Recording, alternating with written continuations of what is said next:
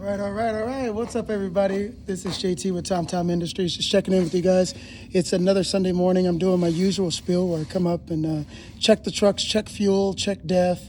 If there's freight on trucks, make sure the freight is secure as well. I do all these things before the drivers go out again late Sunday or maybe even on Monday. But while I was here, I wanted to make a couple videos, so this will be the introduction for both of those videos. It is another Sunday morning, and as usual, I'm out actually getting freight done for the week to start. Usually on Sundays, I like to go and make sure that if any of the trucks have come back in town, while the drivers are on rest, I will check the freight. If it needs to be rewrapped for moving and stuff like that, I'll add heavy duty wrap. Like this one was terrible. It didn't even actually have any wrap on it. And then I send the photos to the customer and then we can charge for maybe a driver assist. Go after it to make sure that the freight is secure when it's going out. But today, what we're going to work on is how to use a lift gate with the freight and the pallet jack. I know a lot of people are pretty new to the industry. They see the pallet jacks, they see the freight, and they kind of get a little confused on what to do, and they get intimidated by the fact that there's freight going on the lift gate. So what we're gonna do is, first you go inside your truck. If it has a button on the lift gate, turn it on. Then you come to the back, and you'll make sure that you use the switch for your lift gate. Now, not everybody uses their lift gate. Some people use it a lot. Some people barely use it. Just depends on the kind of freight you use or do and move. There's a lot of people who do no-touch freight. Then there's some people like me who do a mixture. So I've done everything. Maximum on this one is 2,500 pounds. That's important for you to know because when these people give you these pallets, sometimes they'll be really heavy. I had an excavator they tried to put on there. It's 4,200 pounds. No way, you can't put that thing on there. All right, so flips out. Oh, I got my house shoes on. So y'all don't be like me. Damn thing. Right, here we go. All right, so now my lift gate is fully extended. This is a Waltco lift gate, 2,500 pound maximum. And so now I'm gonna go ahead and hit the up button here. And we're gonna make sure that our lift gate is out. See that? It's about even. Now, there will be a lot of times if your lift gate is older, it'll start to have some drag or droop in it, just from the consistent use and heavier freight that goes on. And obviously, the further out it goes on the lift gate, the less secure, so to speak, is. So it puts a little drag and droop on it. But then I'm going to switch this view from the inside and then kind of give a particular angle that you guys should remember. All right, so I'll go ahead and continue my video here. You can see I'm already standard set up with the pallet jack. This would be about normal size freight height anyway. So normal size freight height here puts this at just about 5.5 to 6 feet tall, okay? 5.5 to 6 feet tall. Got it?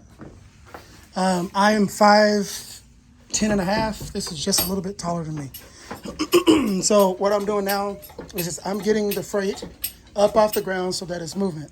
What I like to do when approaching the lift gate as it's extended, I like to center my freight on the lift gate. Not too far left, not too far right. I just center it. So what happens is when I can center it, since it works on a axis style basis, now I get it on the gate and I just start turning. I start turning the wheel. And I'm doing it with one hand, so that should let you know about how easy it is for you to move that freight. Now look at this. I did that with one hand. All I did was center the freight. Once I centered the freight, I put it, see that's clearance here, on the gate, and then you would just drop the freight. Once you drop the freight, you can now use the lift gate in itself to lower the freight to the ground. Now, you see that pallet's off at the end back there? I wouldn't have normally gone that far, but it was because I was using one hand. That's how easy it is for you to use the freight. So now, I would just go and lower my lift gate, and the freight is now going down. Now, by the way, when you lower your lift gate, you should be standing on the lift gate, operating the switch with one hand, holding the freight with another. You should always be trying to secure your freight. Now, there's plenty of times where people will stack pallets. I have guys that are shippers that'll go out and then they'll stack pallets really tall. They'll stack them like this one right here. that's when it becomes more and more important for you to be trying to secure that freight, because it's still under the weight maximum for your lift gate, but you need to get it off. What I like to do a lot of times is I'll use my straps.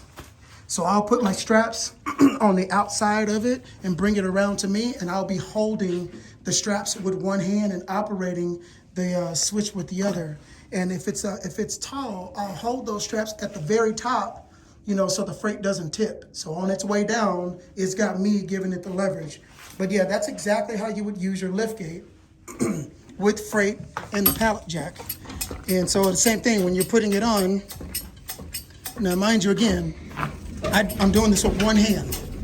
It's just that easy. All of your freight, especially on a pallet jack, will work on a axis style turn system.